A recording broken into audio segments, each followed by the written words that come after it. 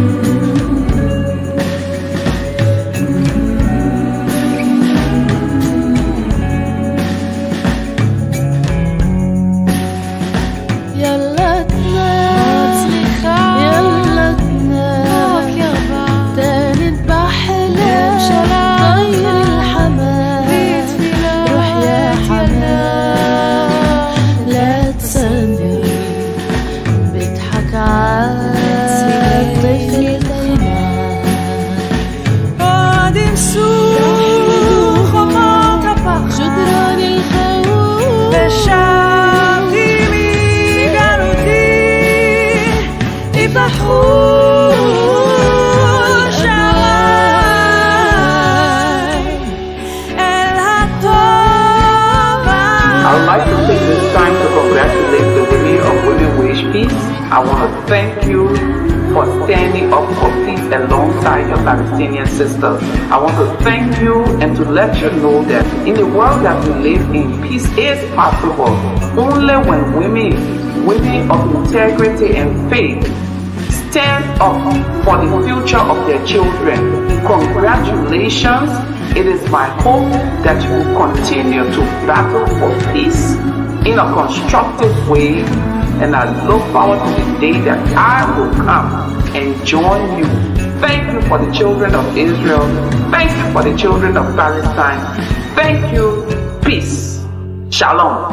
From the north to the south, from the west to the east, hear the prayer of the mothers. Bring them peace, bring them peace. From the north to the south, from the west to the east, salvation is mine, the fire on the last. Bring the last, bring the last. From the north to the south, from the west to the east, salvation is mine, the fire on the last. Bring the last, bring the last. From the north to the south, from the west to the east, salvation is mine, the fire on the last. Bring the last, bring the last. Hear the prayer of the mothers. Bring them peace, bring them peace. Bring them peace, bring them peace. Bring them peace, bring them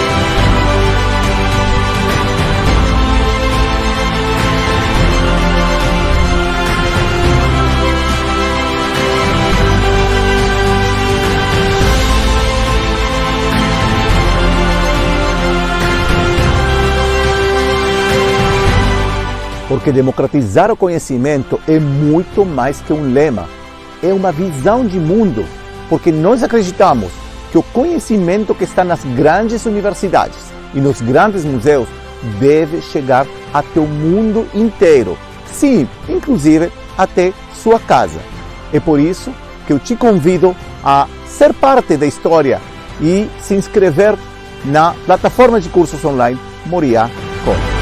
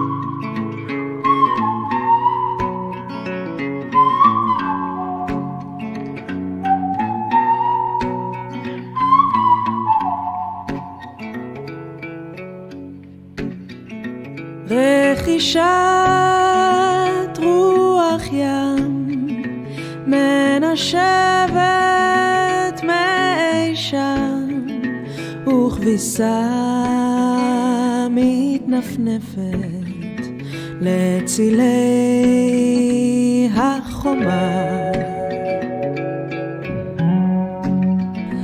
بين الأرض والسماء ناس كتير بعيشوا سوا ما تخافوا تحلموا بالسلام والأمان متى ينسوا خمات הפחד ושבתי מגלותי ייפתחו שעריי אל הטוב האמיתי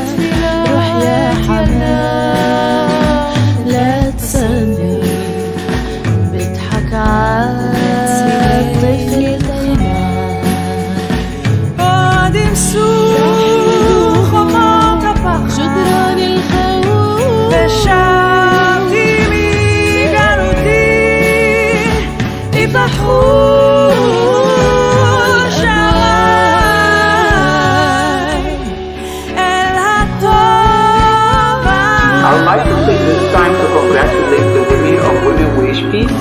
I want to thank you for standing up for peace alongside your Palestinian sisters. I want to thank you and to let you know that in the world that we live in, peace is possible only when women of integrity and faith stand up for the future of their children. Congratulations. It is my hope that you will continue to battle for peace in a constructive way, and I look forward to the day that I will come and join you. Thank you for the children of Israel. Thank you for the children of Palestine. Thank you. Peace. Shalom.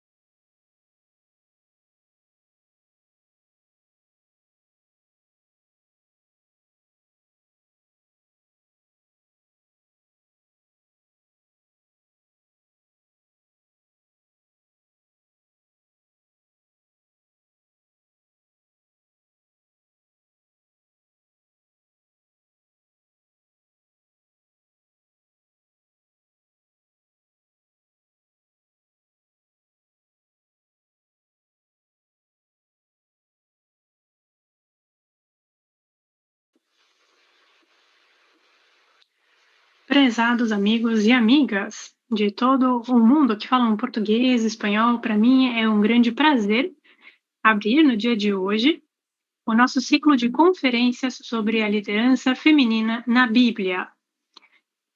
Quem vos fala é Ariel Horowitz, diretor do Moriah International Center, uma organização ou instituição acadêmica que organiza este ciclo de conferências. Para mim, é uma grande honra, um grande prazer poder falar com milhares de homens e mulheres que estão, neste momento, conectados aqui ao vivo na nossa transmissão, com mais de 50 países de todo o mundo conectados. Esta é uma grande oportunidade para descobrir, para ver de onde vocês são. Vejo muita gente conectada do Brasil, de vários lugares, da Colômbia, Peru, Argentina, México. Realmente é com grande felicidade que estamos aqui neste momento com mais de 15 mil pessoas conectadas ao vivo. E, aliás, neste evento temos as inscrições de 122 mil pessoas já. Então, com certeza, trata-se de um evento para uma multidão aqui de participantes. Estamos extremamente felizes de compartilhar este conhecimento sobre liderança feminina na Bíblia com todos e todas vocês. Gostaria de agradecer também à equipe de tradução. Temos a Estela conosco, traduzindo agora para português, e daqui a pouquinho, quando começar a conferência da doutora Lidice Mayer, ela fará a tradução para espanhol. Bem, antes de começarmos o nosso ciclo de conferências, eu gostaria de lhes apresentar rapidamente um pouco de quem nós somos. Eu sei que há milhares de pessoas que já estão aqui aguardando ansiosamente pelo início do nosso evento, mas gostaria de mostrar um pouquinho dos vídeos. Para quem não viu, vou mostrar um pouquinho do Moriah International Center. Somos uma instituição israelita. Aliás, eu estou em Israel agora, no Oriente Médio. É praticamente meia-noite aqui para mim. E somos uma instituição acadêmica, como eu dizia, que é, apesar de alguns comentários nas redes sociais sobre quem organiza, sobre o motivo por trás, etc., etc., a resposta vem aqui. O nosso objetivo aqui é completamente acadêmico, sem nenhum tipo de viés religioso ou ideológico. E temos uma visão pluralista, totalmente pluralista, na qual cada um, simplesmente pelo desejo de conhecer mais, de entender mais, de um desafio intelectual, faz parte, então, do nosso programa de estudo. A nossa instituição, aliás, tem programas acadêmicos em assuntos relacionados à história, arqueologia, Bíblia e outros assuntos, como hebraico bíblico, etc, etc. Além disso, poderíamos dizer que nós iniciamos a nossa instituição acadêmica há mais de 10 anos com cursos presenciais aqui em Israel. Nesse caso, os grupos, até a pandemia, claro, os grupos muitas vezes vinham a Israel para passear, para conhecer, para estudar, com acompanhamento de arqueólogos, historiadores, enfim, diferentes estudiosos da Bíblia e professores de renome. Então, desde outubro, aproximadamente, até um pouquinho antes, nós já fizemos alguns cursos online. E desde outubro começamos realmente um projeto maravilhoso que muita gente já abraçou com muito afinco e muito orgulho. São cursos online que nós temos e esses cursos têm o objetivo de poder chegar em todo o mundo, assim como estamos fazendo agora. É por isso que nesta plataforma de cursos online, que é o Moriá College, como nós chamamos, já há milhares de pessoas participando e falando de diferentes assuntos, diferentes cursos, falando de arqueologia bíblica, falando sobre o Mar Morto, falando sobre hebraico bíblico, falando da formação do cânon bíblico e, claro, mulheres na Bíblia. É disso que nós vamos falar um pouquinho mais daqui a pouco. Enfim, todos esses assuntos e outros são parte, então, da nossa proposta de cursos online na plataforma do Moriá College. Eu devo dizer que é um orgulho contar com uma equipe acadêmica de muito renome internacional.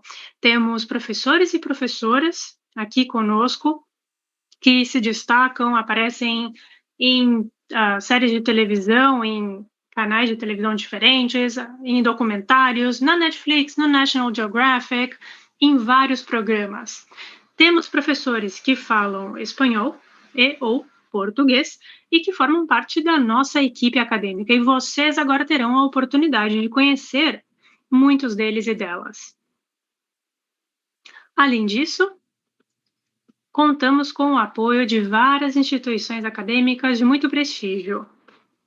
A mais importante seria a Universidade de Jerusalém, que está entre as 100 universidades mais importantes do mundo. Ganhadora de 9 prêmios Nobel, Einstein e Freud estão entre seus fundadores.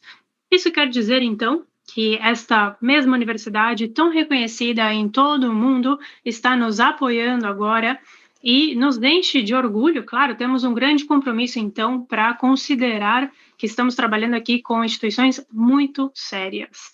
Vocês verão, então, que o Moriá International Center, através de sua plataforma Moriá College, de cursos online, é também uma instituição de prestígio. Enfim, não é só a Universidade Hebraica de Jerusalém aqui, claro, que é parte da nossa iniciativa educacional. Poderia mencionar também a Universidade Lusófona de Portugal. Aliás, daqui a pouquinho vocês vão ver um pouco mais, vão conhecer a professora Lídice Maier, que é uma das representantes dessa universidade portuguesa.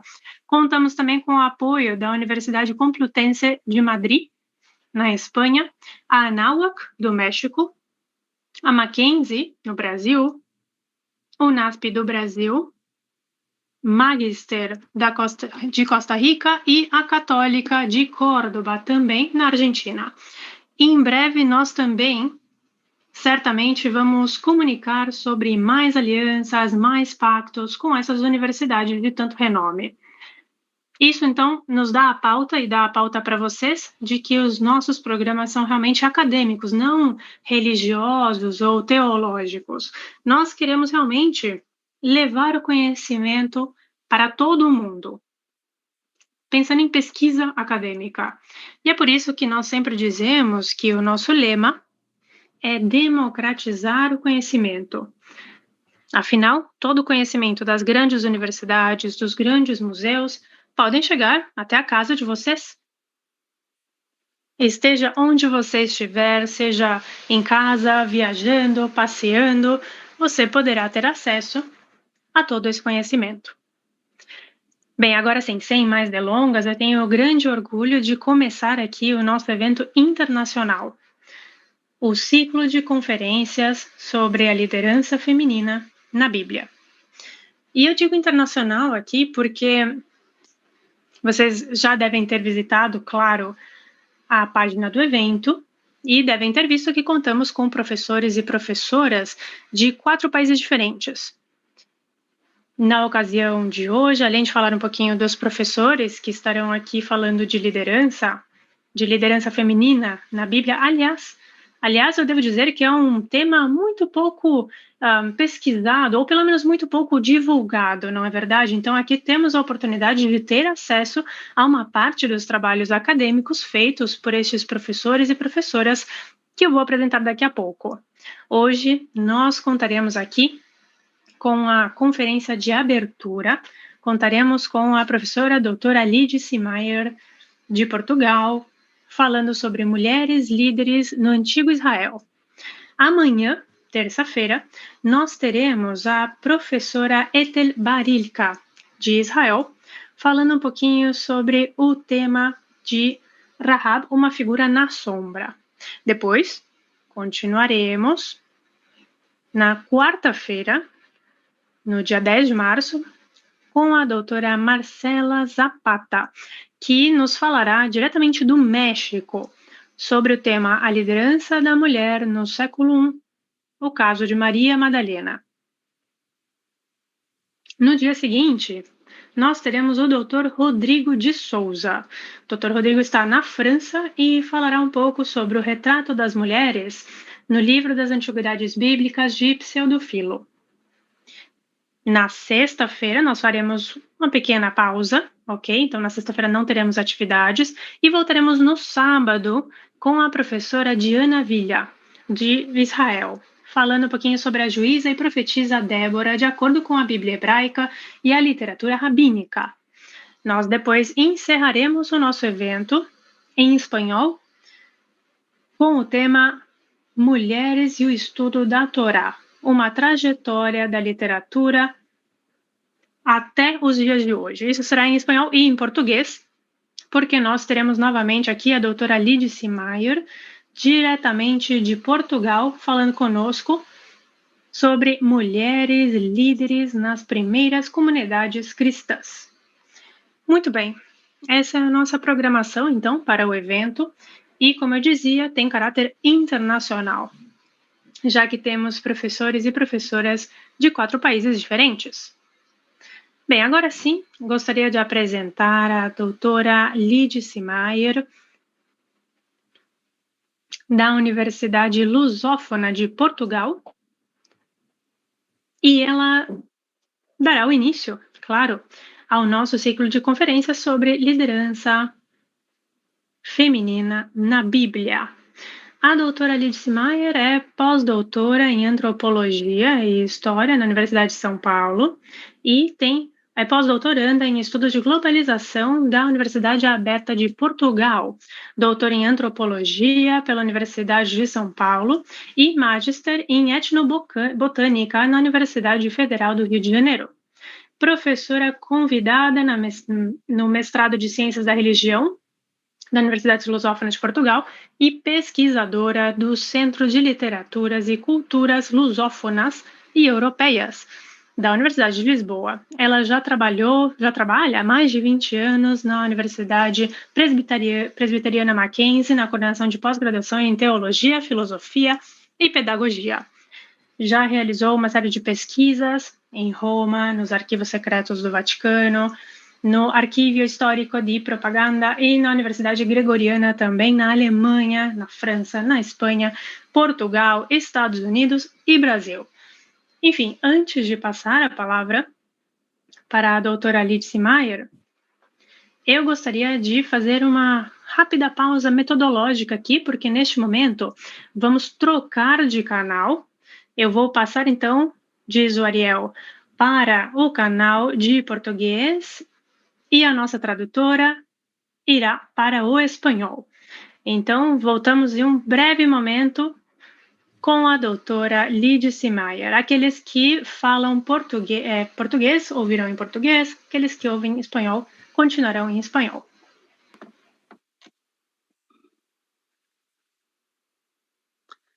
Ok, Lídice, seja bem-vinda. É uma grande honra para nós que você esteja aqui nessa abertura do ciclo de conferências sobre liderança feminina na Bíblia.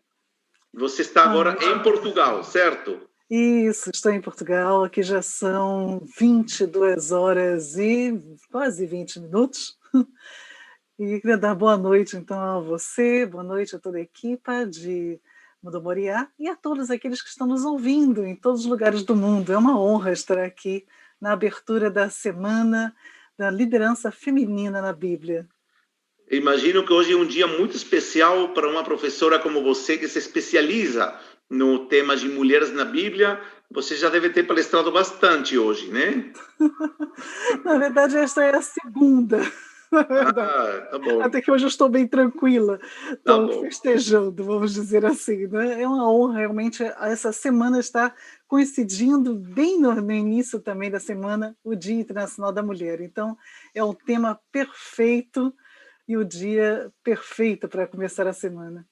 Excelente, Lídice. Tem uma expectativa enorme do mundo inteiro. Tem pessoas de mais de 50 países que falam espanhol ou português que estão à espera desse ciclo de conferências e agora sim vamos passar então com sua conferência. Eu só quero avisar aos participantes que no final dessa aula vai ter um espaço de perguntas. O que vocês podem fazer é simplesmente escrever as perguntas na área de comentários e nós no final vamos tentar fazer o máximo possível para que Lídice consiga responder a maior quantidade de perguntas. Então, Lídice, agora sim. Muito obrigado e podemos começar. Muito obrigada. Muito bom ter todos vocês aqui conosco, nesse início desta semana, a Semana da Liderança Feminina na Bíblia. Como Ariel já destacou, é um tema pesquisado, mas também muito pouco ainda conhecido, por incrível que pareça. E por isso, então, esta semana é um presente da Moriá para cada um de vocês. Um presente realmente, porque traz pesquisadores de renome de várias universidades, com pesquisas recentes, muito novas, trazendo também um material muito bom, de boa qualidade, e material inédito, muitas vezes, para vocês. A mim, coube fazer a palestra de abertura e de encerramento, o que é uma grande honra.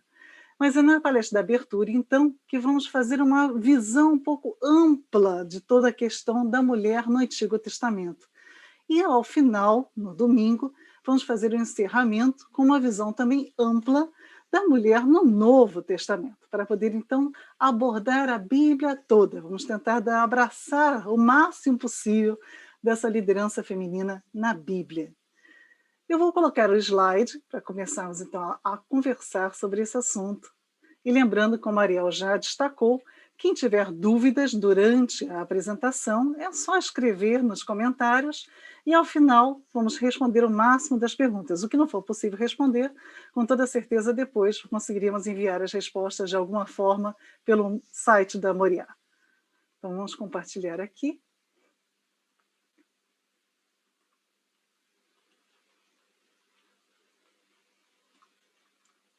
Ok. Eu espero que estejam já enxergando aqui direitinho. Hoje, então, estamos tratando sobre as mulheres líderes no Antigo Testamento, como é a temática que todos já viram na programação, e com isso estão esperando, então, esse início, né, de como era feita a liderança feminina nesse período do Antigo Testamento. Vamos aqui. Bom, a primeira coisa interessante para destacarmos já desde esse início é que a mulher está presente em todos os livros do Antigo Testamento. Se ela não está presente nomeadamente, como uma pessoa física, um personagem do livro, aparente do livro, ela vai aparecer de forma simbólica. Mas em todos os livros do Antigo Testamento há a presença feminina, há a presença e a atuação da mulher, principalmente nos momentos mais marcantes e centrais da história do Antigo Israel. E é por isso que eu montei aqui no próximo slide para vocês uma espécie de uma linha, mas não é uma linha do tempo, ok? Apesar dessa linha ser uma linha que vai contar um pouquinho da história das mulheres ao longo de todo o Antigo Testamento, mas ela não está numa distribuição igual de tempo. Então não se preocupem com a questão da proximidade entre os personagens, por favor. A primeira personagem da Bíblia feminina é logo a Eva. Veja, Deus não só criou o homem, mas ele cria também a mulher. E cria a mulher de forma que ela vai ser aquela que vai ser a mãe de todos os homens. Isso que significa o nome Eva. Sendo assim, toda a humanidade seria descendente de Eva e das filhas de Eva, no caso. Então veja que desde o início da criação do povo de Israel e da criação do mundo, você tem já a presença da mulher. E a mulher, mesmo após a sua desobediência ou pecado, ela ainda vai ser preservada pela sua função de mãe de toda a humanidade, a ponto de que, mesmo no dilúvio, Deus vai mostrar a importância da mulher, mais uma vez, valorizando e preservando não só Noé, mas todas as mulheres da sua família. Isso mostra como a mulher realmente ela continua importante para os olhos de Deus. Ela continua tendo toda a sua importância, apesar do pecado já ter acontecido. Na nova criação, que é representada pelo dilúvio, mais uma vez, Deus podia ter destruído tudo e criado novamente a humanidade, mas não. Ele preserva os casais. Preserva, na verdade, 3 casais. 4 casais, na verdade. E depois nós temos aqui, no caso, Sara, família de Abraão, Milca, irmã de Abraão também. E o que vai acontecer? Você tem aqui já as mulheres presentes no chamado de Abraão, as mulheres presentes na formação desse povo de Israel. Vejam que a gente está destacando aqui alguns momentos essenciais da vida do povo de Israel. E sempre há alguma mulher envolvida diretamente. Sara é a companheira de Abraão em todos os momentos da sua peregrinação.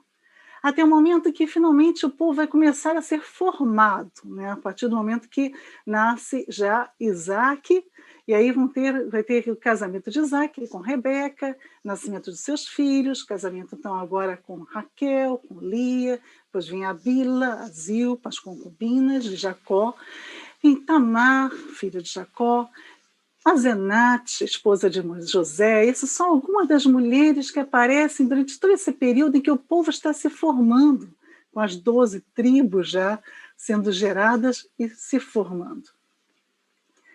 Chegamos agora ao momento em que o povo vai já no Egito, vai ter que ser preservado no Egito. E para ser preservado dentro da escravidão do Egito, o que Deus faz? Novamente levanta mulheres. Inicialmente, Sifrá e Puá. Quem foram Sifrá e Puá? Eram as parteiras. Parteiras que aparecem em Êxodo 1. Parteiras essas que fazem a primeira desobediência civil que a gente sabe da humanidade. Elas desobedecem ao faraó, a ordem do faraó de matar os meninos, e vão preservando esses meninos. Se faraó soubesse o poder que essas mulheres tiveram, se Faraó soubesse como as mulheres mudaram totalmente a história do povo de Israel, talvez ele tivesse mandado matar as meninas e não os meninos. Mas não foi o que ele fez. E essas mulheres foram responsáveis pela preservação de todo um povo durante a escravidão do Egito. E aí vimos outras mulheres sendo levantadas. Joquebede, a filha do faraó, a própria Miriam, irmã de Moisés, as 3 sendo responsáveis pela sobrevivência de Moisés, aquele que vai libertar o povo. Se não fossem essas mulheres, Moisés não existiria. Teria deixado de existir logo após o seu nascimento. Mas Deus preservou o povo através da ação de mulheres. E Moisés, mais uma vez, vai ser preservado Na segunda vez, a vida de Moisés é salva por uma mulher, Zípora, sua primeira esposa. Durante a peregrinação do Egito, do deserto, vemos aqui a presença de Miriam, uma profetisa, mas uma líder do povo. Em diversos momentos já aparece claramente a liderança dela, principalmente perante as mulheres. Zípora, a primeira esposa de Moisés, que o livra da ação do anjo. Depois vemos a presença da segunda esposa de Moisés, que vai também ter uma ação interessantíssima no momento ali com Zípora, com Miriam e com Arão. Só para a gente ter algumas ideias de como as mulheres estão presentes em todos os grandes momentos da vida do povo de Israel. Chegamos à conquista. Moisés morre, Josué vai conquistar agora a terra prometida com o povo. E quem é que abre as portas da primeira cidade? Uma mulher, Raabe. Vamos estudar um pouquinho mais de Raabe na palestra de amanhã. Não percam a palestra de amanhã, onde vamos desvendar um pouco sobre quem era essa mulher que abre as portas para a conquista de Canaã pelo povo de Israel. Já estamos em Canaã. E agora, quem vai acontecer? Quem são essas mulheres que vão ser tão importantes durante essa vida em Canaã? Temos a história de Débora. Também não percam a palestra de sábado, onde vocês vão estudar um pouquinho também sobre Débora. Uma outra mulher que vai ser responsável, junto com Débora, por 40 anos de paz em Canaã, Jael. Noemi e Ruth. Todos devem conhecer a história das duas também, que se acontece justamente nesse período também dos juízes. A história de Ana, que mostra como as mulheres frequentavam o tabernáculo, coisa que talvez nem todos tenham essa noção de que as mulheres também estavam dentro do tabernáculo. Ana aparece orando no tabernáculo. E é ali que ela vai ser vista, no caso. Chegamos ao período dos reis. E no período dos reis são diversas as rainhas. Aqui são só algumas. Eu não estou colocando nessa linha todas as mulheres, são só alguns exemplos. Só para ficar bem claro como elas aparecem em todos os momentos importantes da história de Israel.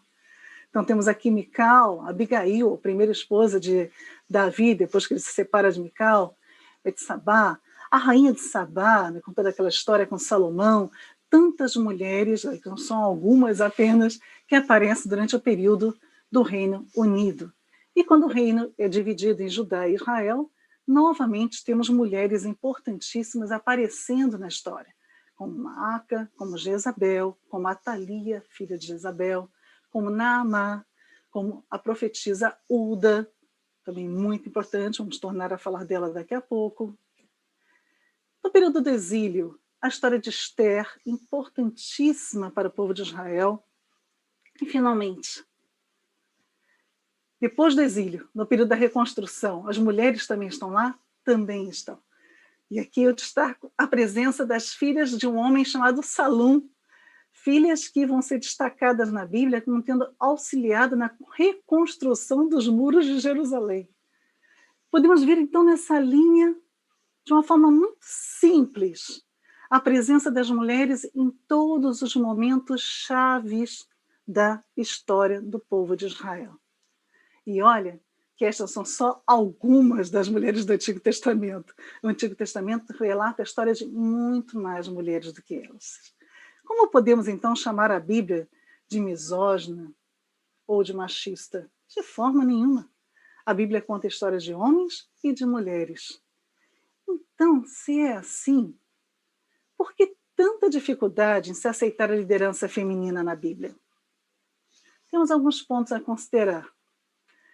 Talvez o primeiro ponto seja, realmente, os fatos na Bíblia são escritos na perspectiva de autores masculinos, pelo menos na grande parte. Há algumas questões que não vamos entrar hoje aqui. Sim, homens escrevendo a história. Então, eles vão escrever a partir do ponto de vista masculino, com toda certeza.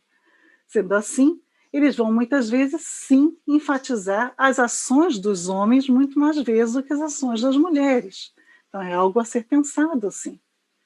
Mas também há outras questões interessantes, como Muitas das histórias que acontecem na Bíblia são relatadas aqueles eventos mais extraordinários, mais diferenciados.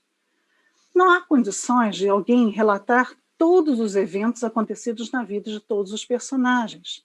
Então, os autores escolhem alguns personagens e, dentre esses personagens que são escolhidos, escolhem também momentos interessantes, momentos considerados extraordinários ou miraculosos.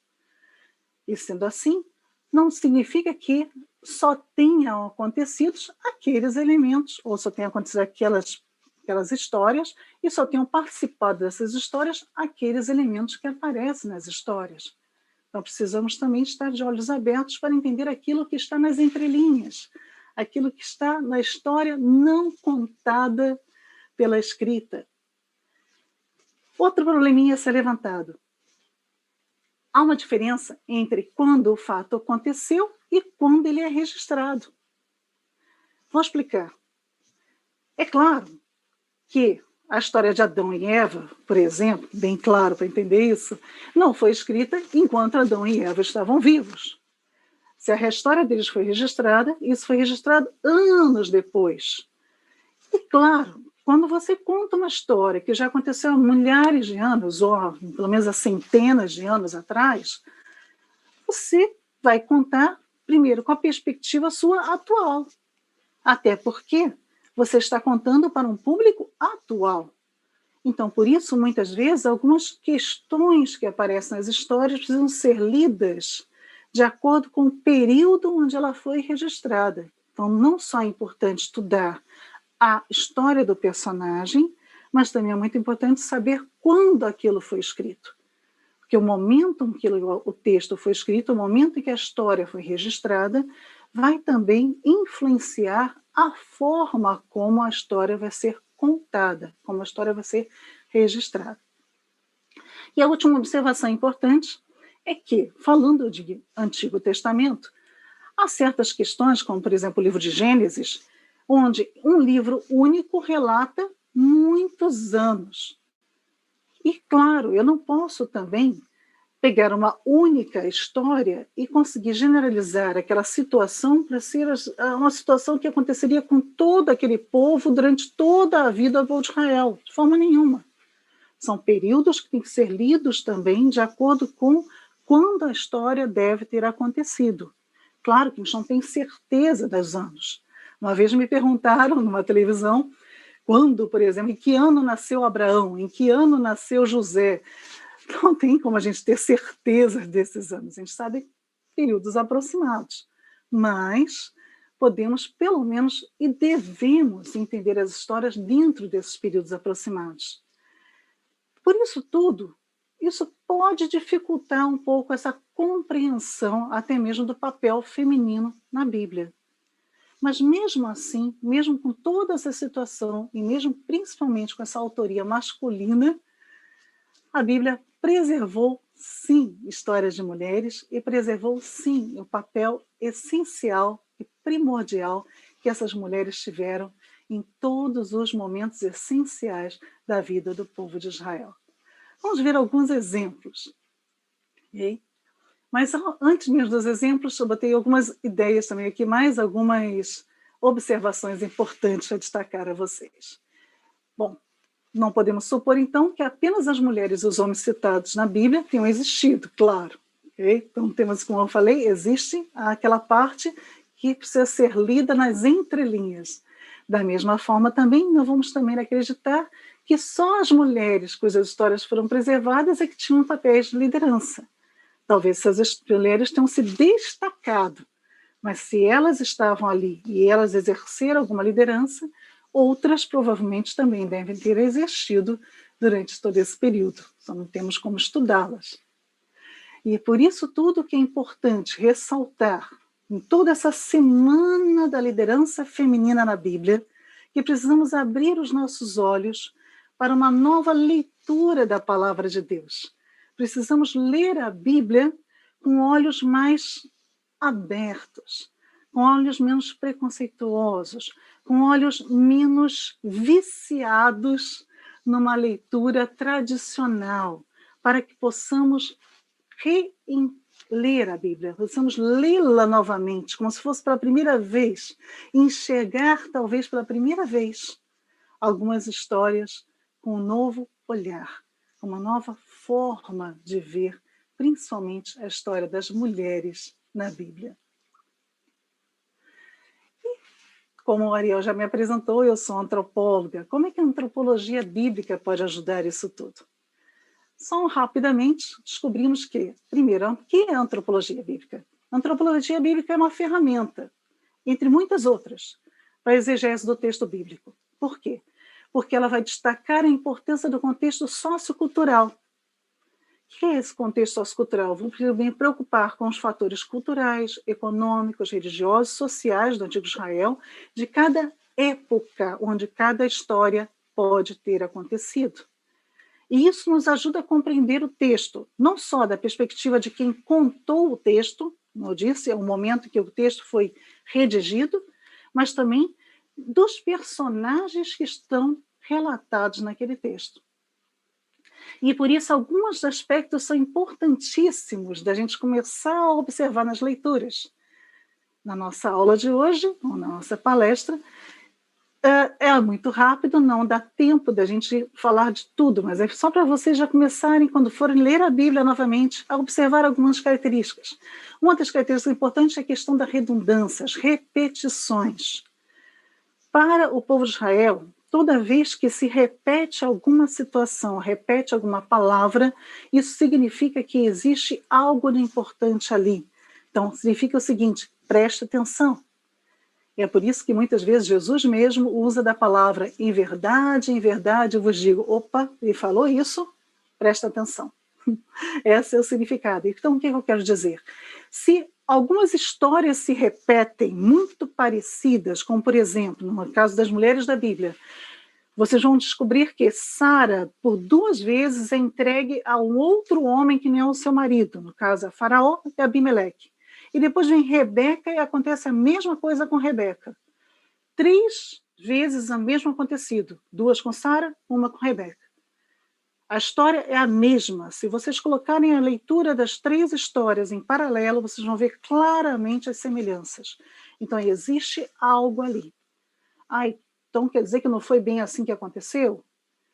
Calma lá, não estou dizendo que não foi dessa forma que aconteceu, mas é da forma que foi relatada. Você conta a história usando uma estrutura de forma que isso signifique algo, de forma que isso ressalte algo que quer ser explicado. Então, sempre que aparece repetições de histórias, repetições de nomes, nós temos, por exemplo, 2 Tamar na Bíblia, várias Marias. Todas as vezes que nomes se repetem, e nome, a importância do nome, até destaquei já isso também no slide, o nome para o povo de Israel é algo extremamente importante, o significado dos nomes tem algo também a nos ensinar, sempre procure descobrir o significado do nome das pessoas, e se o nome se repete, apesar de serem histórias diferentes, alguma coisa liga aquelas histórias. Então prestem atenção a isso também. Atenção aos detalhes, pequenos detalhes no texto. Nada está ali por acaso. Então, se diz que Débora sentava embaixo de uma palmeira e não debaixo de uma árvore, simplesmente, você precisa descobrir o que é a palmeira. O que a palmeira significa naquele momento para aquele povo de Israel. Por que o autor escreveu que ela sentava embaixo de uma palmeira e não embaixo de um carvalho?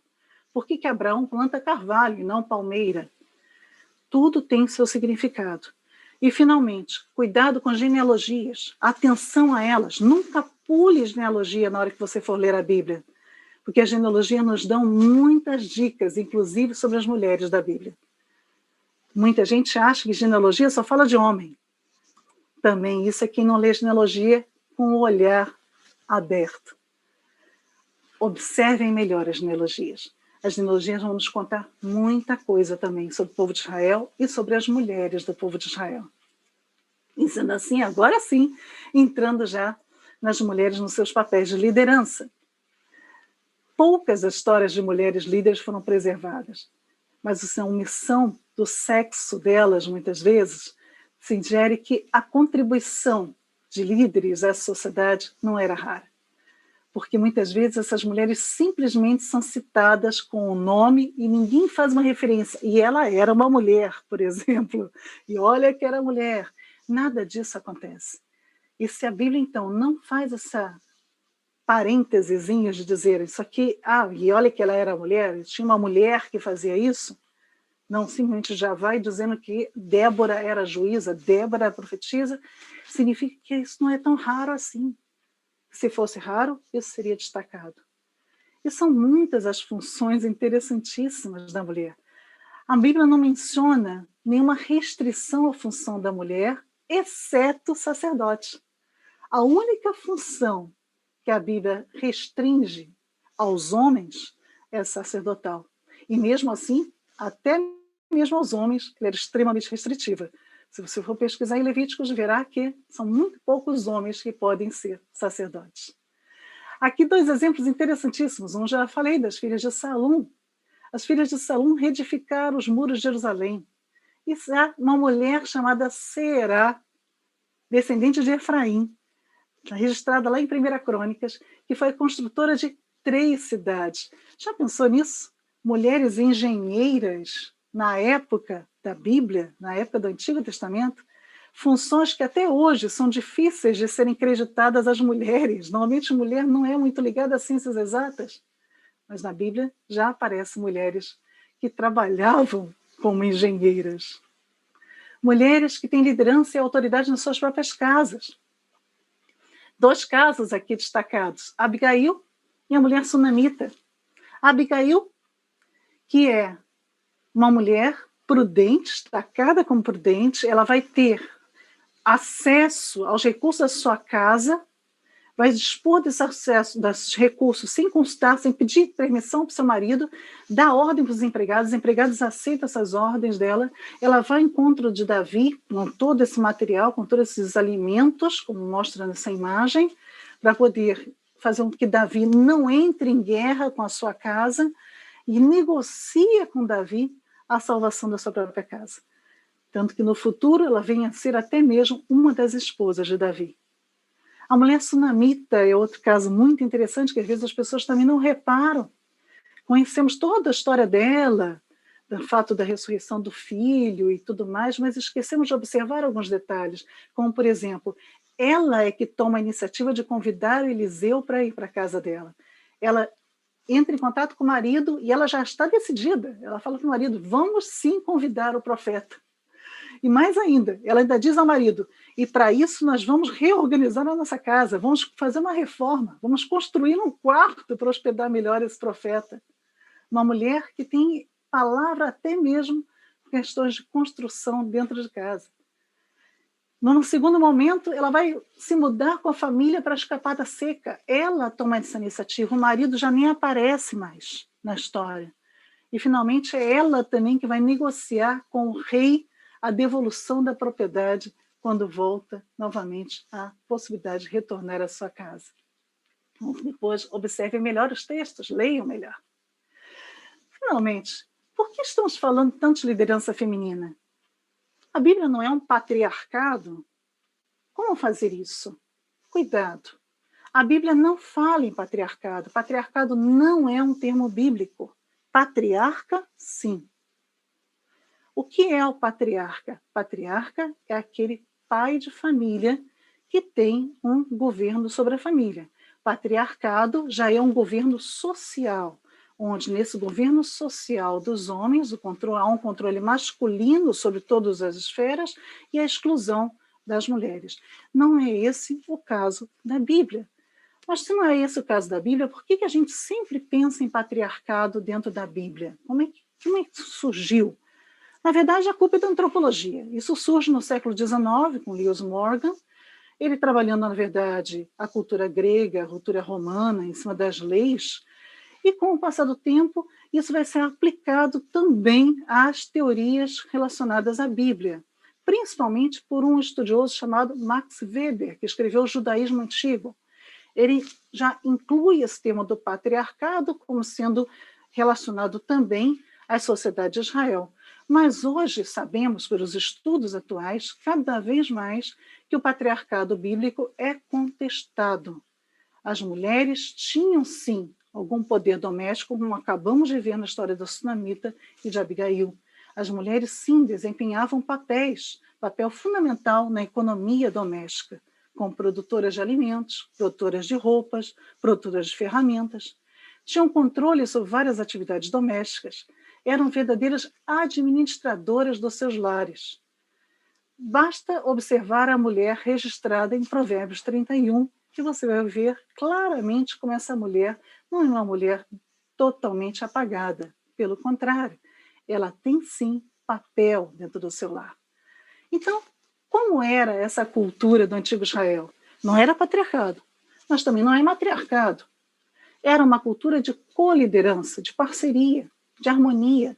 O poder político partilhado de acordo com as competências. Homens e mulheres trabalhando junto, cada um de acordo com aquilo que ele tinha mais competência.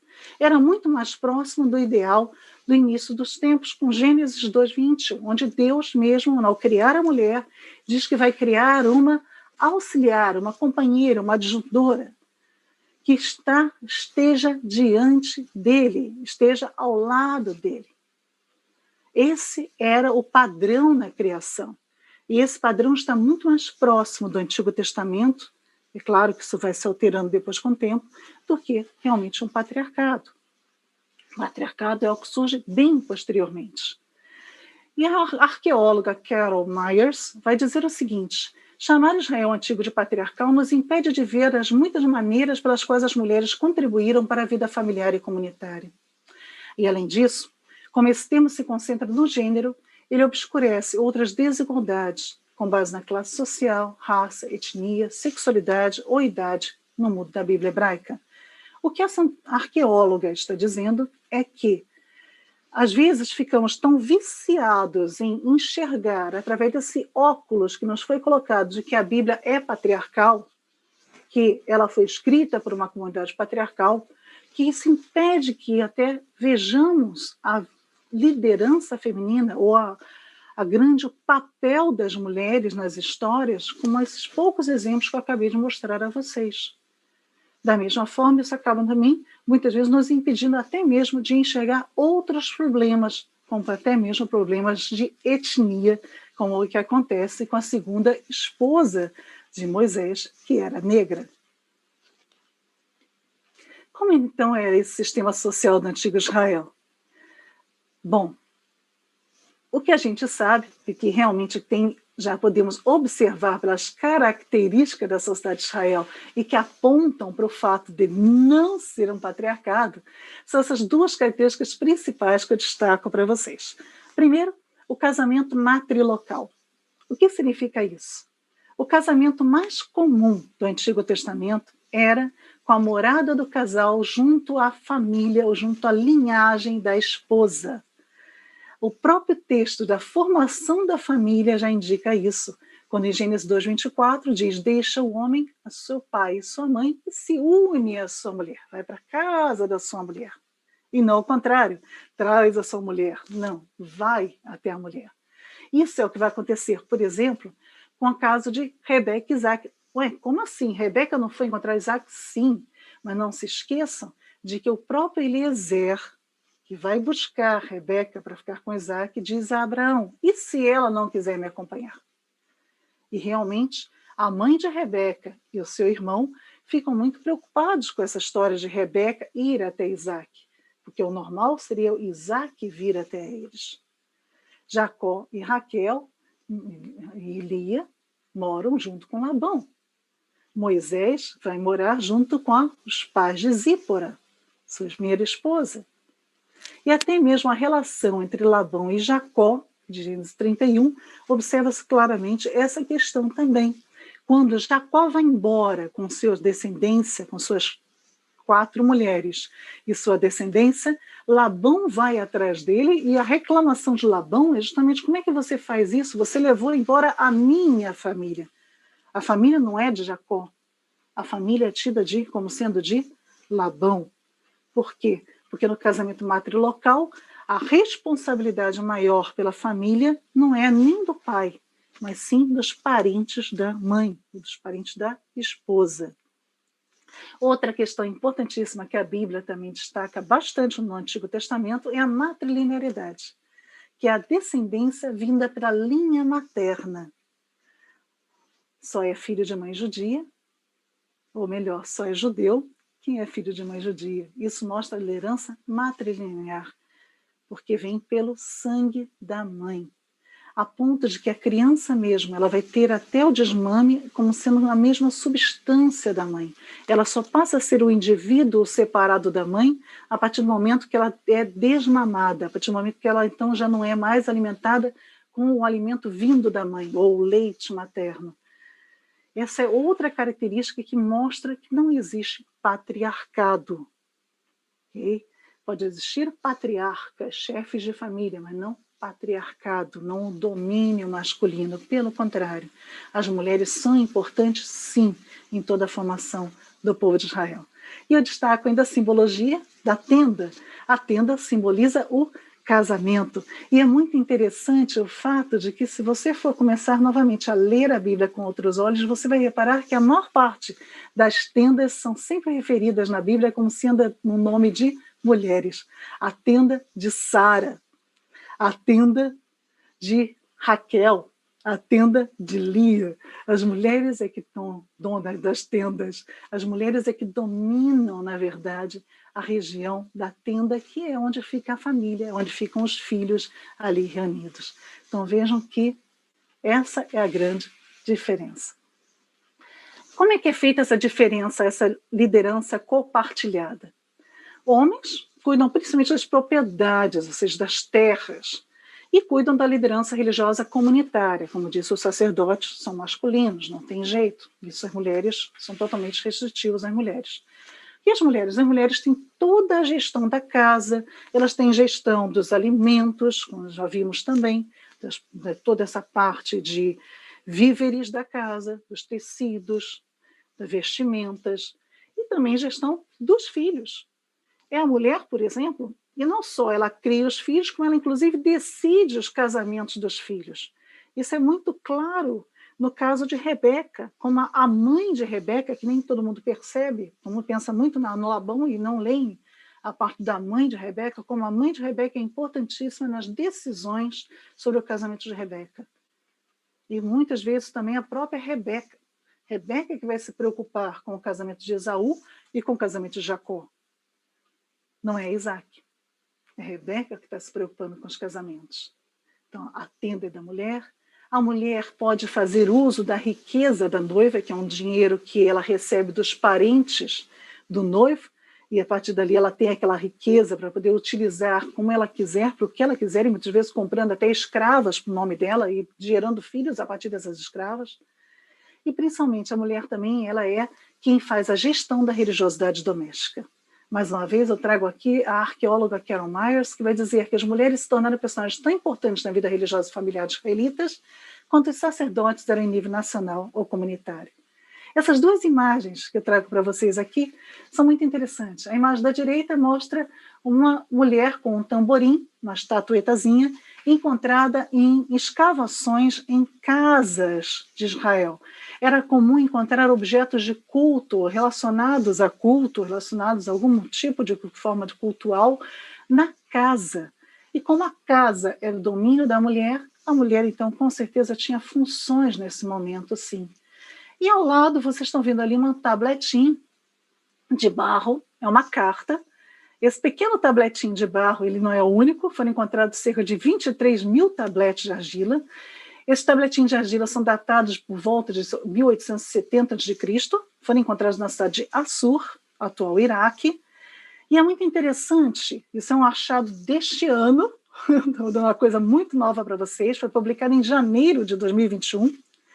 E nesse achado, o que interessa é que o que eles já traduziram dessas pequenos tabletinhos são cartas, principalmente escritas por mulheres, esposas de comerciantes, que faziam o registro desses bens que eram comercializados, então faziam o controle do que os maridos comercializavam, e muitas vezes ali tem transações bancárias também. Então, mulheres que cuidavam, inclusive, do dinheiro que esses maridos recebiam e traziam das suas viagens como mercadores. Então, há muitas descobertas que têm mostrado, sim, como as mulheres têm uma liderança forte no momento do período de Israel. Não podemos deixar de falar das matriarcas. Já falamos tanto de patriarcas, por que não matriarcas? Ora, sem matriarca não tem patriarca. Sem as matriarcas não existem também, o povo de Israel deixa de existir. As matriarcas Sara, Rebeca, Raquel e Lia, todas elas são originárias da região da Mesopotâmia, vieram de outra religião, de outra cultura, mas elas passam a fazer parte de um outro povo, de um novo povo, são adotadas por esse novo povo e começam também na origem desse novo povo. Elas dão origem a esse novo povo. São mulheres tidas como belas, como desejadas, tanto que já comentei o caso de Sara e de Rebeca serem desejadas por Abimeleque, e no caso de Sara, pelo faraó egípcio. Mulheres que conseguem falar diretamente com Deus e com os anjos, algo que também nem todo mundo percebe. Nessa imagem, nessa pequena imagem, de 1520, aí, de ilustração de Sara e Abraão, recebendo a visita do anjo, é o momento em que o anjo vai dar a notícia de que Sara vai engravidar. Percebam que o anjo só dá a notícia depois que Abraão diz para o anjo onde está Sara. E Sara está onde? Na tenda dela. Está à porta da tenda. O anjo, é como se o anjo quisesse a presença de Sara para agora então falar. E não foi apenas aí. São vários outros momentos que Sara, Rebeca vão ter contato com o próprio Deus. Rebeca busca a Deus para engravidar. Rebeca busca a Deus depois que engravida. São mulheres que têm contato direto com Deus. Mulheres que usam da cultura delas, até das riquezas, daquela riqueza da mulher que eu disse a vocês, para o bem da família, tentando gerar filhos, já que elas eram estéreis. Então, usando das suas escravas, um privilégio que essas mulheres tinham da época também, de gerar filhos para o marido através das escravas. E, finalmente, todas essas mulheres usam, então, dos seus conhecimentos, até mesmo de ervas, um conhecimento muito feminino, para poder também colaborar com a sua família, como é o caso de Raquel e Lia e das mandrágoras também, outro fato interessantíssimo de se conhecer e ler melhor essas histórias. Como eu disse, sem matriarcas, não tem patriarcas. Elas são importantíssimas para a formação do povo de Israel. Outro caso que eu quero destacar hoje aqui para vocês são as mulheres da monarquia. As mulheres eram tidas como legitimadoras do trono. E é por isso que eu destaquei a importância da genealogia. Se vocês começarem a observar a genealogia dos reis, vão descobrir que todos os reis de Judá são sempre referenciados junto às mães. Sempre na genealogia dos reis de Judá aparece quem foi a mãe de cada um deles. Já nos reis de Israel, isso nem sempre acontece. Por que essa diferença?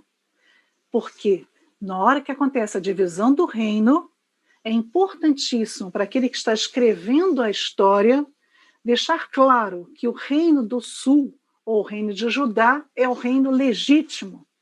Já o reino do norte é o reino ilegítimo. E por isso, eu preciso mostrar que as mulheres que dão origem aos reis do reino de Judá são mulheres também de Judá. São mulheres que trazem uma legitimidade ao rei. Isso é muito importante se observar. A própria Sara, ela é também, de certa forma, uma mulher muito importante nessa mesma ideia. Eu não posso esquecer, normalmente, dos nomes. Sarai significa princesa. O casamento de Sara com Abraão é uma forma também de legitimar Abraão como ali alguém que vai começar o novo povo, alguém que vai ser um líder de um povo. E é interessante que quando Sarai vira Sara, o nome, a princesa, passa a ser mãe de príncipes. Ela muda de função quando muda de nome. Ela já legitimou Abraão, agora ela tem outra função, gerar filhos para Abraão, no caso, gerar Isaac. Só para ver essa questão da legitimação dos reinados através das mulheres. Da mesma forma, as mulheres aparecem também como alianças políticas, para aumento de território. E é por isso que é muito importante observar que sempre que Davi casa com alguma mulher de outro povo, é referido que povo é esse. Quando ele casa, por exemplo, com a sua esposa Ainoã, é dito que ela é de Jezreel, Abigail é do Monte Carmelo, Maaca é filha do rei de Gessur. As esposas de Salomão, todas elas também são referidas para qual povo de onde elas vêm. E é por isso que eu digo, genealogia é importante. A única esposa de Salomão que é nomeada é Naamá, que é amonita. Todas as outras não têm nome, mas é importante que apareça de onde elas vêm. É muito comum que todas as mulheres que pertencem à família real estejam incluídas dentro da família, dentro dessa terminologia da genealogia real. E é muito raro vermos o termo rainha e, mais ainda, o de rainha-mãe. São apenas estas. Rainha, a grande maioria das rainhas que aparecem na Bíblia são mulheres que ou reinam fora de Israel ou são rainhas estrangeiras, como é o caso da rainha de Sabá, da Táfnis, que é a rainha do Egito, da Jezabel, que é fenícia, da Vashti, que é a rainha da Pérsia, da própria Esther, que apesar de ser israelita, reinou na Pérsia. Só 2 mulheres de Judá aparecem como sendo rainhas de Judá e com o nome de rainhas, que é Neustã e Atalia. Atalia, que é filha de Jezabel. Já o termo rainha-mãe é mais raro ainda. Rainha-mãe é usado em 3 mulheres, Maaca, Jezabel e Neustã. Betsabá age como rainha-mãe, mas ela não recebe o título na Bíblia. O que seria essa rainha-mãe? Rainha-mãe era uma mulher que normalmente reinava quando o filho estava ainda em idade muito jovem, ou e o marido morreu e o filho ainda não tem idade para reinar, ou que o filho morreu, então durante um período ela fica também no lugar do reinado do filho. Betsabá é um caso diferente. Betsabá, no texto de 1 Reis 2, observa-se que ela reina ao lado de Salomão. Ela tem um trono do lado do trono de Salomão. Então ela também age como uma rainha-mãe, ela tem poderes de rainha-mãe, mas ela não tem o título pela Bíblia. Talvez pelo fato de que Salomão já fosse adulto quando ela assume essa posição. Mas vamos ter também um curso no Moriah College só sobre as rainhas. Se alguém tiver interesse, quem sabe, vamos estudar mais à frente essa situação. Outra questão, mulheres e as profecias. O profetismo na Bíblia também não é masculino. O texto de Joel é muito claro. O profetismo não é restrito aos homens. Mulheres podem ser profetisas. E é muito interessante que, embora a Bíblia apresente muito poucas profetisas, elas aparecem também em momentos cruciais para o povo de Israel. E não só momentos cruciais para o povo de Israel, como em toda a Bíblia, se for pensar, em todo o Antigo Testamento, bem divididinha. Eu tenho no Êxodo a presença de Miriam, nos Juízes aparece a Débora, no livro de Reis eu vou ter Ulda, eu vou ter também período de Reis, também uma profetisa que seria esposa de Isaías, não há o nome dela, e no período do pós-exílio eu tenho Noadia, também aparecendo como profetisa, embora não sabemos muitas coisas sobre ela. Os textos rabínicos levantam a consideração a existirem 7 grandes profetisas, que incluem, nesse caso, Sara, como uma profetisa também, o que é bem interessante, e Esther, e Abigail. Vemos então que não existe preconceito nenhum com as mulheres que exercem o dom da profecia.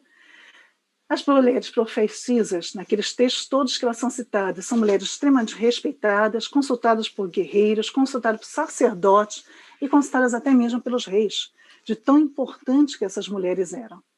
É possível supor que algumas dessas mulheres profetisas tenham sido não referenciadas na Bíblia, e só algumas tenham aparecido. Mas o fato de algumas terem sido citadas e com tanta importância mostra que é bem provável que outras também existissem e que também tivessem tido seu valor. No caso de Ulda, por exemplo, citamos agora há pouco, Ulda ela é uma profetisa tão importante que ela tem na Bíblia citada a linhagem dela, ela tem o endereço da moradia dela direitinho anotado na Bíblia, Ela vai ser citada no Talmud várias vezes. Ela dá nome numa das portas do Templo de Israel, de Jerusalém. Ela é contemporânea de Jeremias, mas apesar de Jeremias existir, ser o grande Jeremias, que tem até um livro na Bíblia, é a ela que vão procurar em um momento de necessidade. É a ela que o rei procura. Então veja que Uda tem a sua importância muito grande. Um texto de um exegeta aqui de Portugal, muito importante aqui em Portugal, é o maior conhecedor da Bíblia de Almeida, que é o Frei Herculano Alves. Ele diz o seguinte: a sabedoria profética das mulheres surge em Israel em momentos de particular dramatismo. Enquanto os homens cediam à tentação de capitular perante as dificuldades, perdiam a fé e a esperança, a mulher apareceu como salvadora. É interessante isso, né? Mostrar que Deus levantou profetisas exatamente em períodos de grande dificuldade para o povo de Israel. Mulheres é sabedoria. É interessante lembrar que a própria sabedoria é personificada no livro de Provérbios e no livro de Jó como uma figura feminina. Mas a Bíblia cita duas mulheres anônimas que são chamadas de mulheres sábias. Elas são referenciadas apenas com o nome da cidade onde elas moravam. Mas eram mulheres com muita autoridade, com toda certeza, e uma autoridade reconhecida. A primeira mulher sábia de Tecoa é uma mulher que vai ser procurada por Joabe.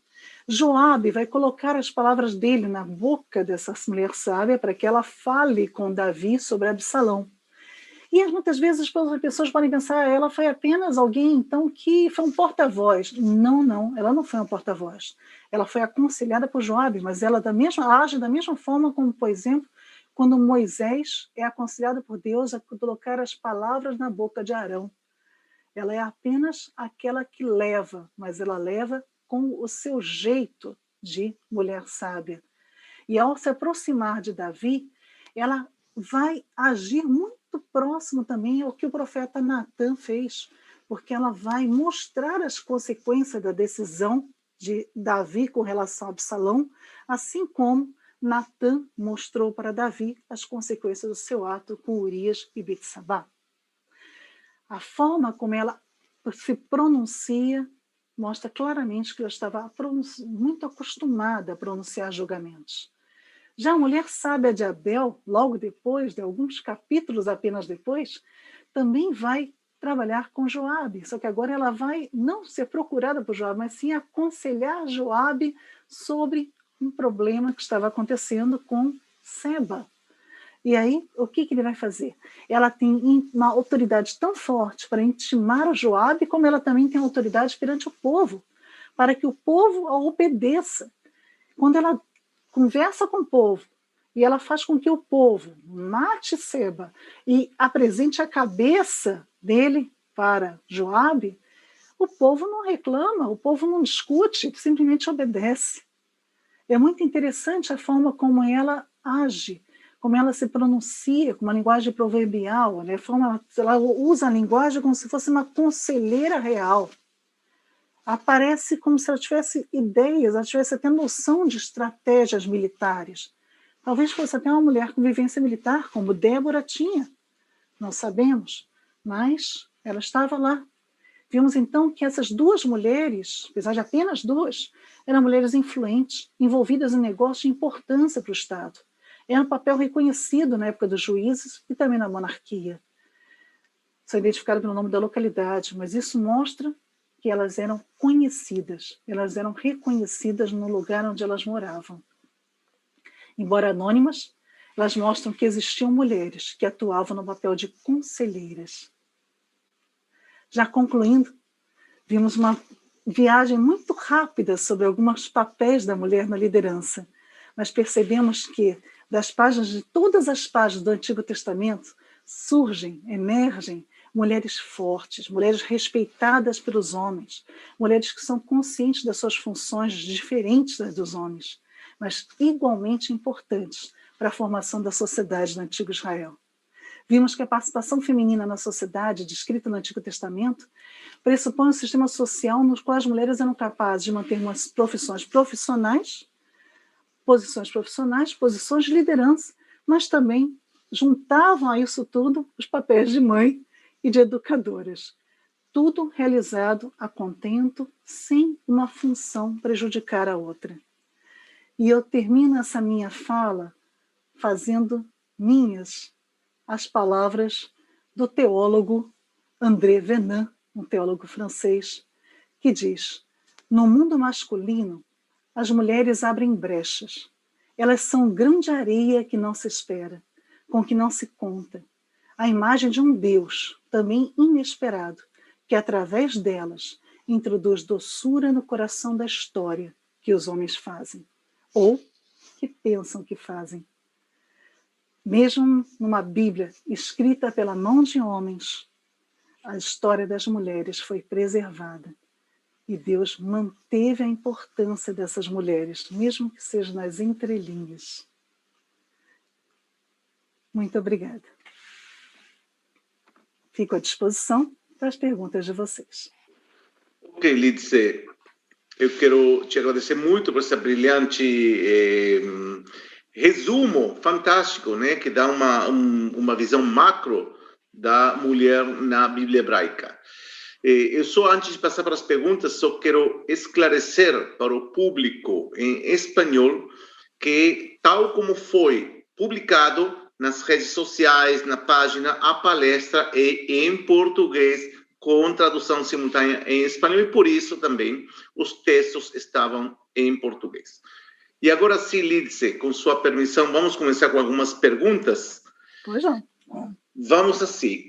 Começa Miriam Salomão. Pergunta assim: a violência a que as mulheres eram submetidas não é o reflexo de uma sociedade patriarcal? Filhas de Ló sendo oferecidas em lugar dos homens, anjos, que estiveram em sua casa? Só para citar um caso. Ok. Bom, como eu mesmo já expliquei, todas as histórias precisam ser lidas de acordo com o momento que elas foram escritas e também com que sociedade elas estão representando. No caso que foi exposto das filhas de Ló, por exemplo, estou falando da cidade de Sodoma e Gomorra, eu não estou falando do povo de Israel, para começar.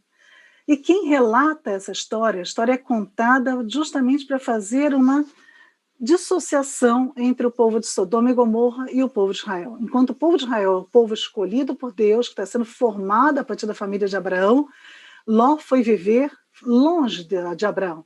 Ló escolheu viver num povo que não seria um povo monoteísta, não é um povo escolhido por Deus. E por isso, então, o próprio relato vai colocar como sendo um povo violento, um povo pecador, um povo cheio de atos que seriam negativos, digamos assim. E por isso não vamos ver essa questão dentro do povo de Israel. Isso é uma situação de violência, sim, mas uma situação de violência referida fora do povo de Israel, num povo que, podemos dizer assim, que está relatado até mesmo para fazer o contraste entre o que deveria ser o povo de Deus e o que não é o povo de Deus. Então, não vemos muitas situações de violência à mulher dentro do povo de Israel. Quando isso acontece, por exemplo, com a escrava, por exemplo, um fato de uma escrava que é relatado no livro de Juízes, por exemplo, no caso, é sempre condenado. Sempre existe uma condenação muito grande quando existe violência à mulher dentro do povo de Israel. Ok, continuamos com mais perguntas. Pergunta Rebeca Ioma e muitas pessoas também que estão perguntando sobre a figura de Lilith. O que você pode dizer sobre quem poderia ter sido a primeira mulher antes de Eva? Não tratei de Lilith nesse curso, até porque estamos tratando de mulheres de liderança na Bíblia. E Lilith aparece na Bíblia? Aparece. Né? Lilith aparece em um texto de Isaías, mas é uma única referência dela. Então, quando estudamos Lilith, estudamos principalmente nos textos fora da Bíblia, né? Os textos que estão em paralelo à Bíblia. Na Bíblia, ela tem uma aparição muito pequena, então, por isso, nesse curso, ela não entrou, embora... Se você for fazer o curso Mulheres na Bíblia Hebraica, que está lá na plataforma Moriá, você vai ter uma aula só sobre Eva e Lilith. Então, essa história de Lilith ter sido a primeira mulher de Adão é realmente uma tradição judaica muito interessante, muito importante para se entender até mesmo a história de Gênesis, porque, afinal de contas, a criação da mulher em 2 momentos em Gênesis é muito interessante, e quando você faz a comparação entre as 2 criações, o fato de Adão dizer, esta agora sim é osso dos meus ossos, né? Esta agora vale a pena, dá a impressão, para uma leitura, de que houve uma tentativa anterior. Então é nessa hora que entra a história de Lilith, como tendo sido a primeira tentativa, a primeira mulher da Adão. Mas isso não é registro bíblico, isso são registros de livros judaicos paralelos à Bíblia e também de histórias mesopotâmicas. Ok, continuamos com mais perguntas. Ele diz, Sasha Segur pergunta, assim, a única forma de importância, teoricamente, que dá Deus à mulher na Bíblia tem a ver com a reprodução da espécie. Então, como se supõe que somos líderes se só se sexualiza o gênero? Não. Bom, falar sobre a deusa nesse momento também não é o ideal de estarmos tratando da mulher dentro da Bíblia. Também, se você quiser conversar mais sobre a questão da deusa, temos cursos dentro da plataforma Moriá a respeito dessa situação, mas vamos falar em sagrado feminino, em vez de falar na deusa. Talvez fique um pouquinho mais fácil para todos compreenderem essa situação. Então, esse contexto da mulher como um ser sagrado que gera a vida, ela é presente, sim, ela vai estar presente até nessa linhagem matrilinear da mulher, a necessidade do filho vir da mãe, saber de onde vem aquela criança. O fato, por exemplo, um caso muito interessante é o caso de Betsabá, né? Sempre pensa-se que por que Salomão foi o descendente de Davi? Né? Por que ele foi aceito tão facilmente pelo povo de Israel, já que ele não era o primogênito de Davi? Tinha outras possibilidades antes de Salomão. Mas Salomão era o único, sobreviveu pelo menos, o único que era filho de um homem de Judá, no caso Davi, como também uma mulher de Judá, Betsabá. E aí, o fato dela ser, então, a mãe geradora dessa vida, dos 2 de Judá, vai dar a linhagem. Então, veja a importância da mulher, sim, como sendo aquela que preserva a linhagem, aquela que dá o nome realmente para a criança. Mas, além de tudo, a mulher não é só preservada por isso. Eu comentei rapidamente, mas eu falei também da questão do próprio conhecimento de ervas das mulheres, então esse domínio da natureza, o domínio da agricultura, dos bens da agricultura, da produção agrícola. Então a mulher está muito ligada à fertilidade do solo, muito ligada à produção agrícola. Isso vai ter muitas referências bíblicas a isso também, até mesmo as festas judaicas da fertilidade, da colheita, como também o fato da mulher ser aquela que domina a arte de cura, a arte do uso das ervas.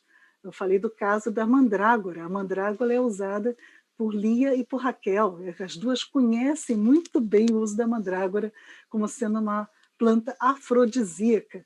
Então, sim, a mulher aparece com uma estrutura muito maior do que apenas reprodutora na Bíblia. A gente precisa estar um pouquinho mais atento a esses detalhes para perceber toda essa importância.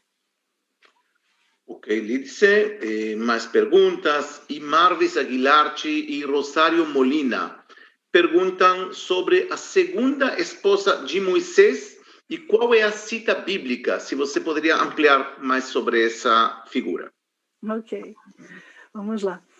A segunda esposa de Moisés, ela aparece no livro de Levíticos e ela... Zípora desaparece da história, a gente não sabe muito bem o que acontece com ela, porque o pai atrás de volta, né, essa história de Moisés, e depois ela some, não sabe se ela morre, o que acontece. E Moisés contrai casamento novamente com uma mulher, mas é uma mulher etíope. Ora, se ela é etíope, ela é negra. E aí, o que acontece? Miriam e Arão vão ter uma certa discussão com Moisés a respeito dessa mulher. E é muito interessante que a discussão não é porque Moisés casou pela segunda vez, provavelmente, até porque isso era possível, ter mais de uma mulher, isso é claro na Bíblia. Agora, a discussão, muito provavelmente, era pelo fato de elas não aceitarem Moisés se casando com uma mulher de cor negra. É verdade. A ponto de Miriam ser castigada na pele. Miriam recebe um castigo da lepra por ter reclamado desse segundo casamento já de Moisés. E a lepra mostra que a pele, né, no caso, né, a Bíblia conta que Miriam fica com a pele imediatamente toda branca. Né? Então é como se ela recebesse na pele o castigo pelo seu preconceito por cor de pele. Mas a Bíblia também não vai falar muito mais dessa mulher. Ela apenas cita esse caso e depois ela também não aparece mais. Então é a única situação que a gente pode comentar da segunda esposa de Moisés. E ela não tem nome também. Ele diz obrigado. Kellen pergunta: as mulheres tinham a liberdade de não se casar e poderem assumir sua herança quando primogênitas?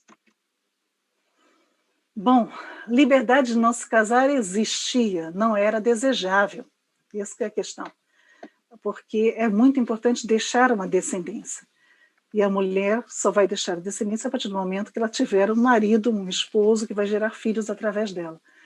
Então, o casamento era extremamente desejável. Okay? No início dos tempos era desejável. A parte de celibatária só vai começar posteriormente. Posteriormente começa a ideia do celibato masculino e feminino. Mas no início do povo é muito importante que as mulheres se casem. Então, dificilmente uma mulher permanecia solteira. Muitas ficavam viúvas e aí não casavam de novo.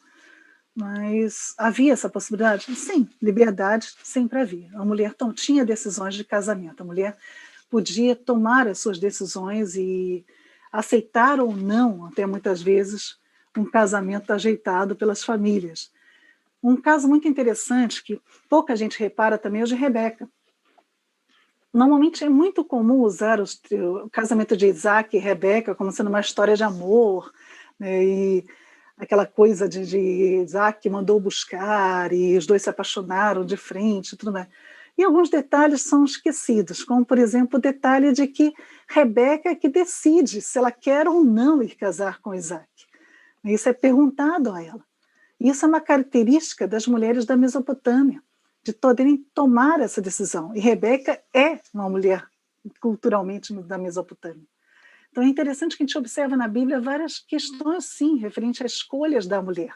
Outra mulher que escolhe com quem ela quer casar é Mical. Mical ela vai claramente falar com Saul e dizer: eu quero casar com Davi, eu gosto dele, eu acho ele bonito, ele é isso, ele é aquilo, dá todas aquelas características interessantes que ela via em Davi. E Saul deixa, né? Saul permite esse casamento. Então a gente observa que não é tão essa questão da obrigação da mulher casar com quem a família deseja. Muitas vezes a mulher, sim, tinha decisões próprias e ela decidia até mesmo com quem ela queria se casar. É claro que outro caso é Ruth, né? Ruth também ela decide por Boaz, ela que vai atrás de Boaz. Claro que é orientada por sua sogra, mas a decisão final é de Ruth também, ela podia ter ido ou não. Então é muito interessante observar isso. A mulher tem, sim, voz ativa, até mesmo no casamento. Ok, até agora foram as perguntas fáceis. Ai. Agora começam as difíceis. Tá. Pergunta Lorraine Lolo. Qual é seu comentário sobre a história da mulher concubina de um homem que foi entregue para homens fazer o que queriam e na manhã ela morreu? Homens perversos da tribo de Benjamim. E relacionado com essa pergunta, imagino que ficou clara, né? A pergunta sobre aquela história da concubina da tribo de Benjamim.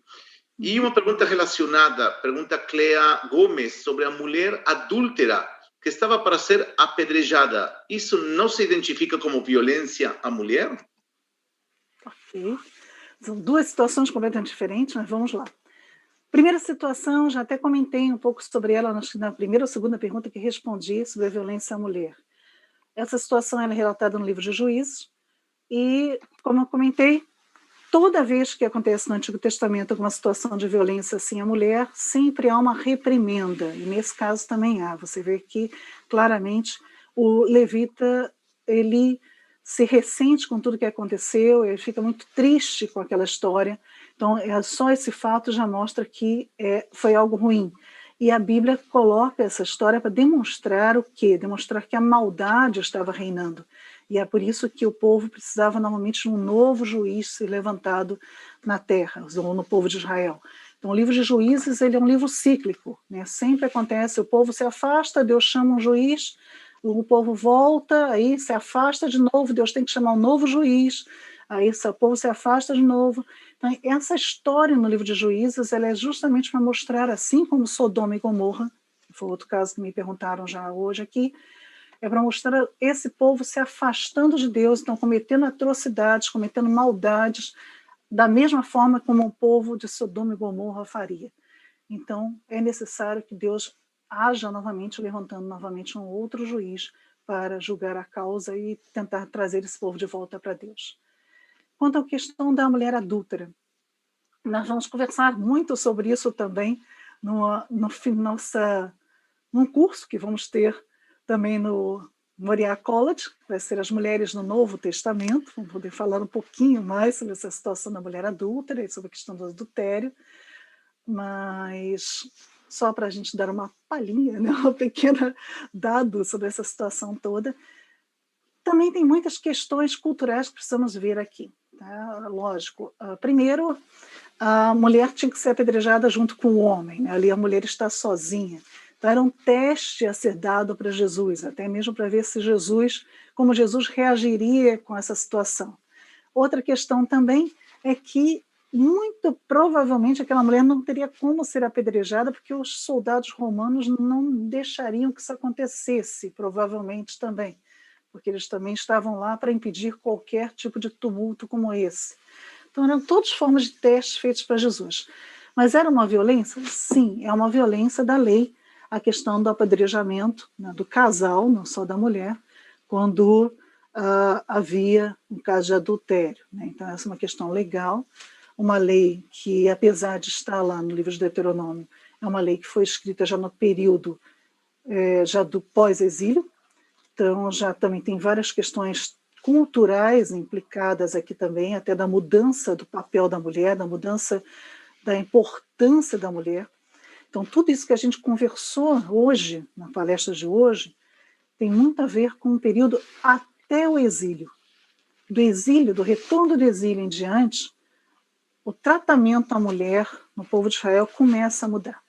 E muda drasticamente depois, então, quando vem o domínio romano. Então, a gente já começa a ter alguma legislação um pouco mais rígida com algumas situações das mulheres. E é violenta? É uma questão de violência.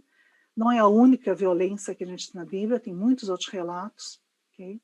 E fica claro também que, já que é o Novo Testamento, né, no caso ali é uma prova para Jesus, que Jesus deixa muito claro que ele também não concorda com esse tipo de atitude.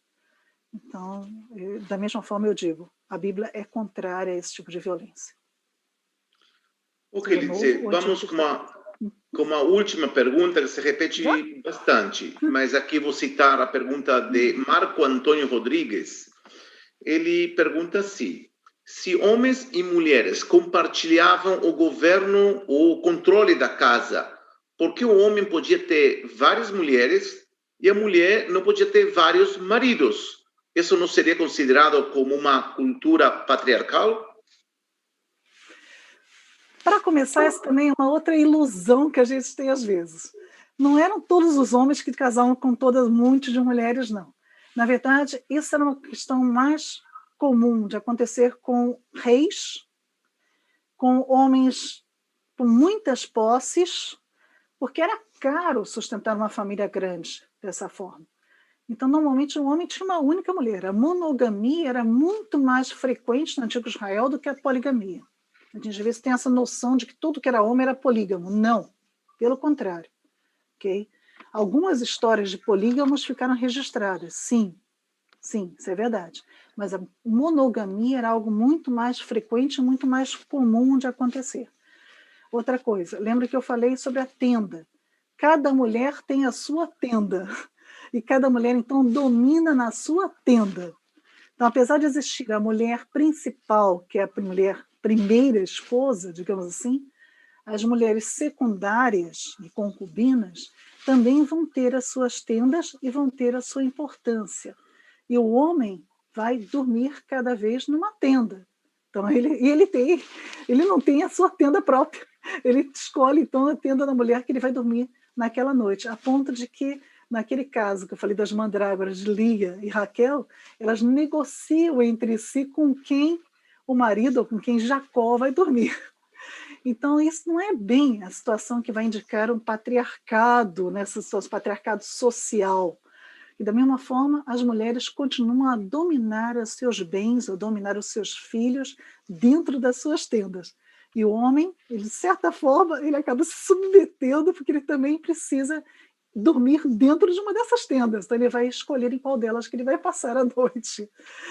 Então, até o próprio homem fica, nesse momento, sob, digamos assim, o teto da mulher.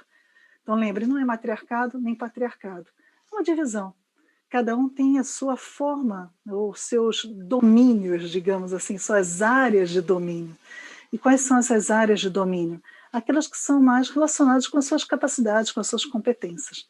A mulher cuida da casa, cuida dos filhos, cuida da administração dos alimentos, mas o homem, ele é o provedor, ele que vai à caça, ele é o que defende a casa, e ele é o que cuida também de toda a parte religiosa comunitária, enquanto a mulher cuida da parte religiosa da casa.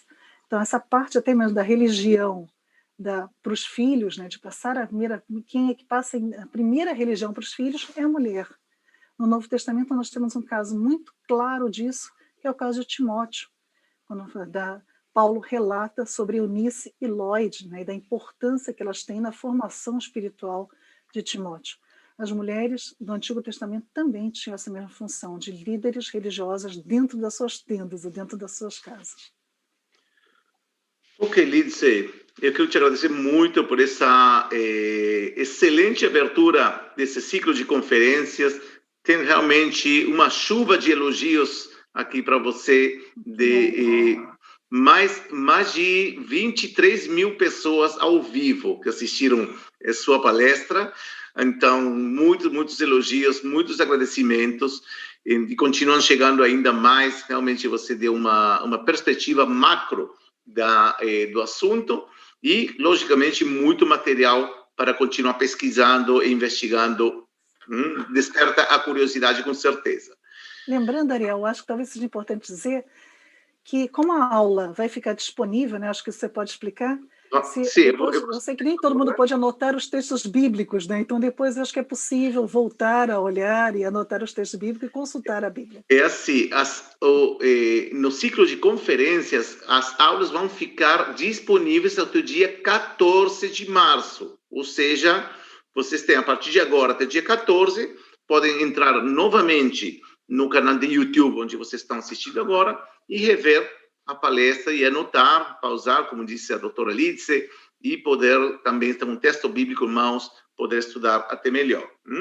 Isso, por um lado, e não, já a professora Lidse lembrou, eu também mencionei, amanhã temos a palestra, a conferência com a professora Ethel Barilka sobre a figura de Rahab. Então, prestem atenção, estejam atentos aos e-mails que estamos enviando na página de Facebook, no WhatsApp. Participem também ativamente nos grupos de Facebook. Se vocês ainda não se cadastraram, é uma grande oportunidade de conhecer outras pessoas curiosas, igual vocês, que querem compartilhar conhecimento e trocar ideias. Então, isso a gente vai se ver amanhã. Lidse, mais uma vez, muito obrigado. E espero também recebê-la você amanhã também na palestra. Com certeza, estarei todos os dias. Com certeza. Muito obrigada, Ariel. Obrigada a todos. Mais uma vez agradeço as perguntas, espero que tenha correspondido. E se você não teve a sua pergunta respondida, direcione ao e-mail do Moriá, ou você pode mandar na minha própria página, que está no último slide também da conferência, e assim eu também terei todo o prazer de responder aquilo que não pude responder aqui hoje. Ok. Muito obrigado, e muito obrigado a todos vocês pela confiança e por ter participado dessa aula e desse ciclo de conferências que, como já disse, continuará amanhã. Preste atenção aos horários e aos e-mails que estamos enviando. Um grande abraço aqui de Israel e Liz de Portugal. Um abraço. Até sempre. Tchau, tchau. Boa noite. Boa noite.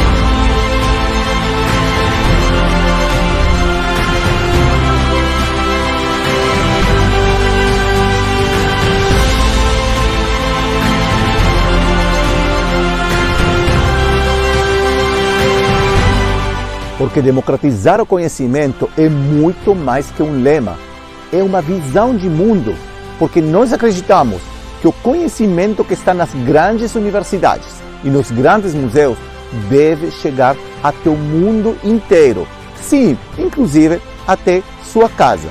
É por isso que eu te convido a ser parte da história e se inscrever na plataforma de cursos online Moriá College.